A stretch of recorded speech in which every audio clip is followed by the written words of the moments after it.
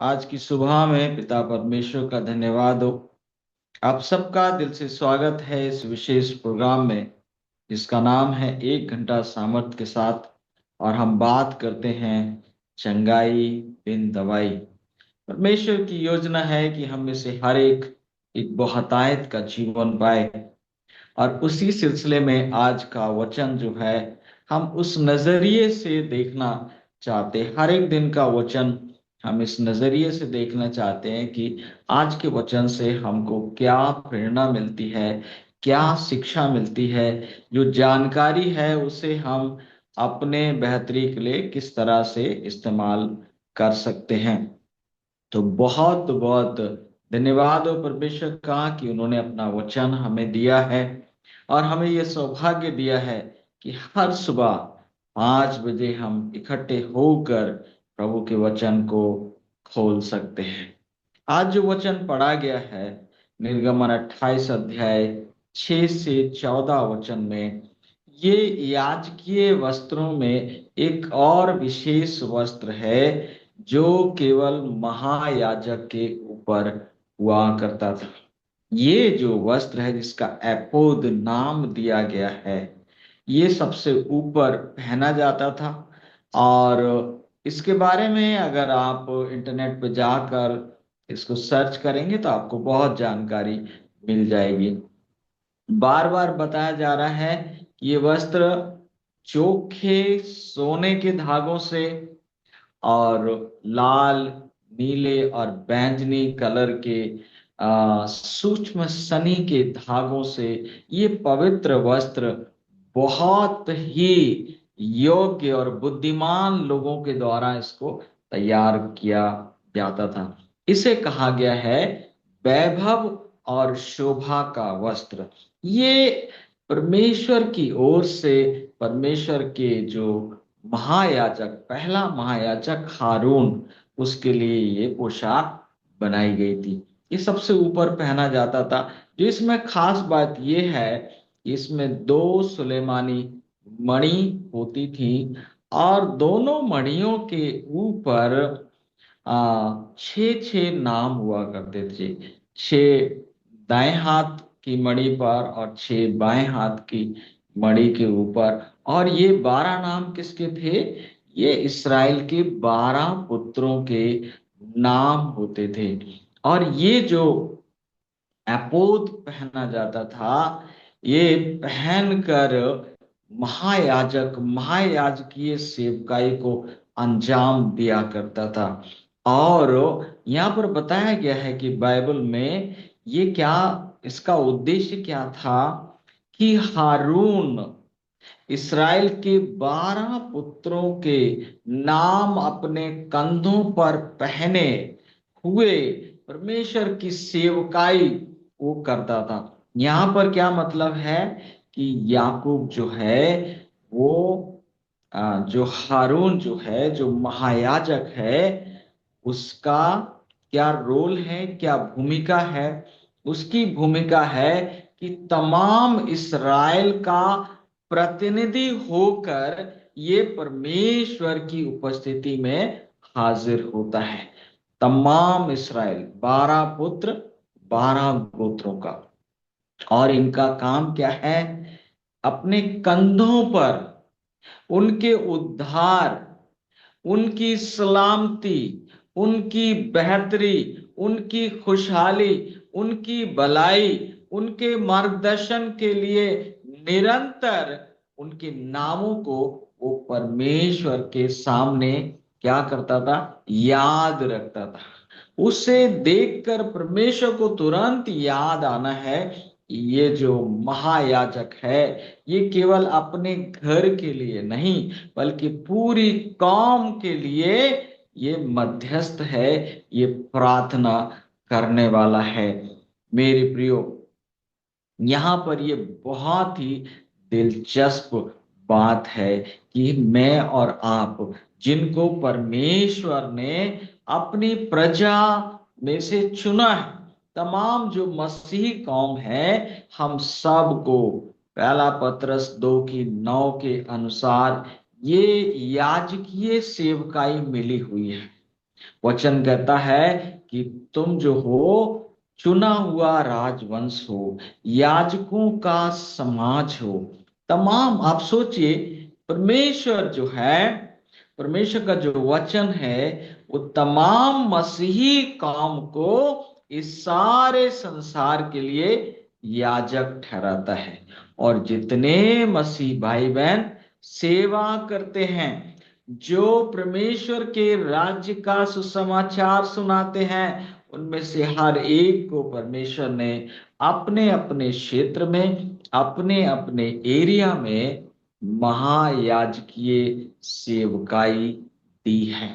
मेरे प्रियो, वचन में आप देख लीजिए, परमेश्वर जब भी किसी को चुनते हैं तो उन्हें ये विशेष सेवकाई दी जाती है।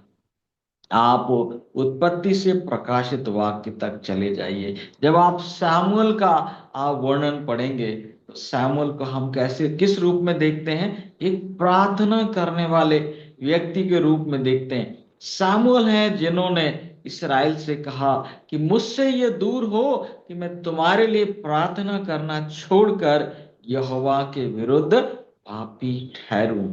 आप शामुल को देख लीजिए, मूसा को देख लीजिए। मूसा ने कहा, ऐ खुदावंद, इन इसराइलियों के गुनाहों को माफ कर दे, और अगर तू इनके गुनाहों को माफ नहीं करता है तो मेरा नाम भी जीवन की पुस्तक से काट दे। मेरे प्रियो, यही बात पौलुस भी अपनी पत्रियों में कहते हैं कि इसराइलियों की नजात के लिए मैं खुद शापित होने के लिए तैयार हूं।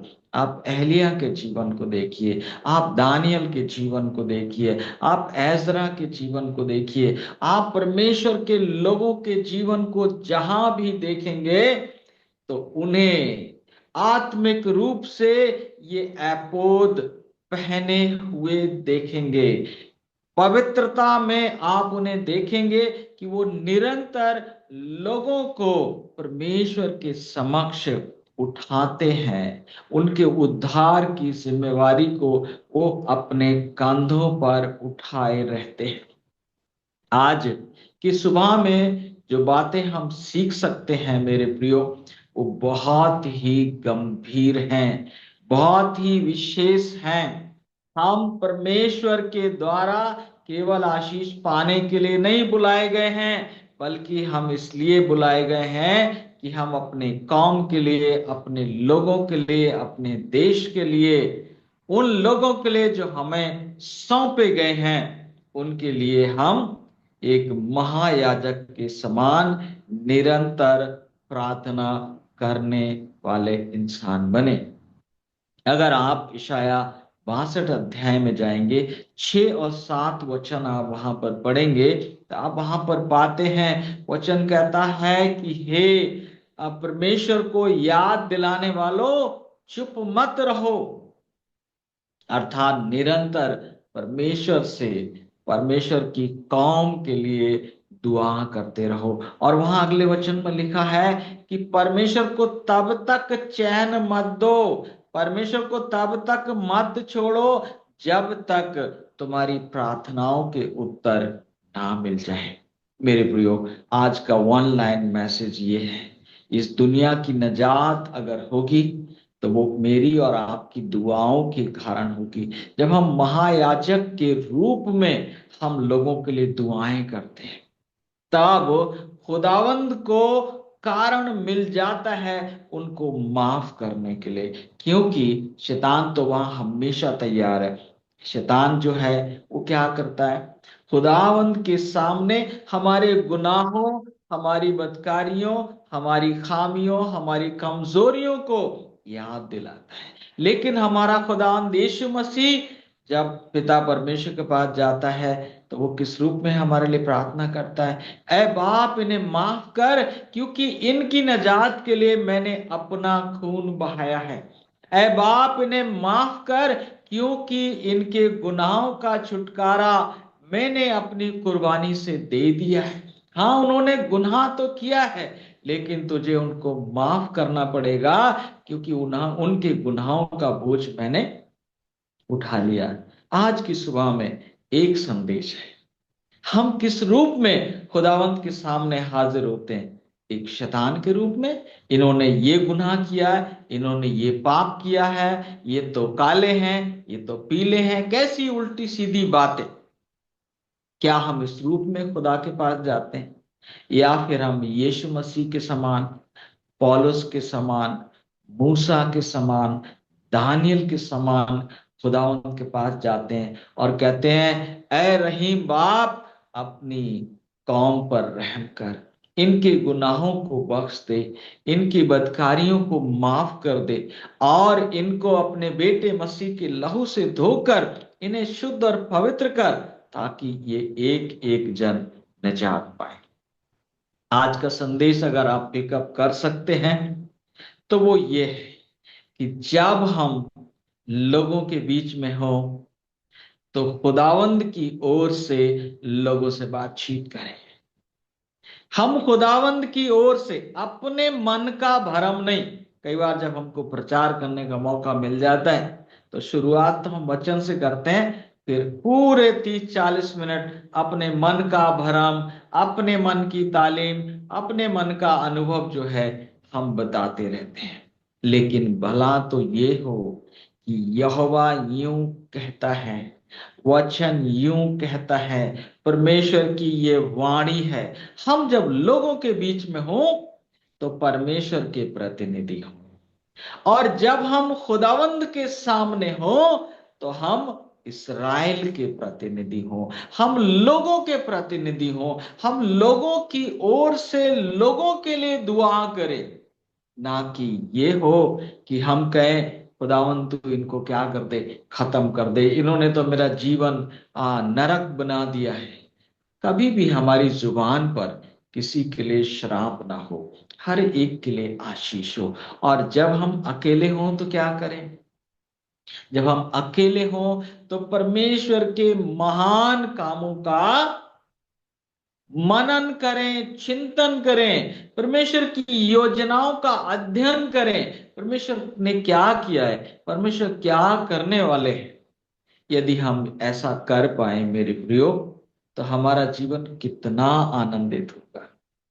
लोगों के बीच में है तो परमेश्वर के प्रतिनिधि हैं। जब परमेश्वर की उपस्थिति में है तो लोगों के प्रतिनिधि हैं, और अगर अकेले हैं तो परमेश्वर के महान कामों पर चिंतन कर रहे हैं, मनन कर रहे हैं, और परमेश्वर की बड़ाई और प्रशंसा कर रहे हैं। प्रभु आज के वचन के द्वारा हम सबको बहुत ऐसे आशीष दे। कल फिर मिलेंगे एक नए विषय के साथ, एक नए वचन के साथ। तब तक परमेश्वर का अनुग्रह आप सबके साथ बना रहे। जय मसीह की। Praise the Lord.